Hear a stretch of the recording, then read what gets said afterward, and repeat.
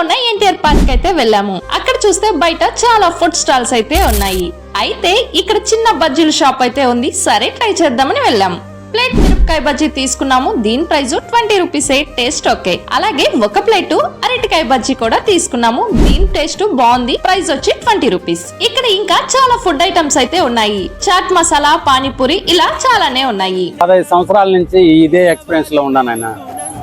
మామూలుగా బజ్జీ, మిరపకాయ బజ్జీ, అరటికాయ బజ్జీ, చాట్ మసాలా, పానీపూరి, బొరుగులు మిక్చరు, ఒక 4 ఐటమ్స్ నాయన, 5 ఐటమ్స్ ఇదే చేసుకొని బతుకుతా ఉంటా. మూడు వచ్చేసి 20 రూపాయలు నాయన. బజ్జీ కూడా 3 వచ్చి 20 రూపాయలు. పానీపూరి వచ్చేసి ప్లేట్ 20 రూపాయలు. చాట్ మసాలా ప్లేట్ 20 రూపాయలు.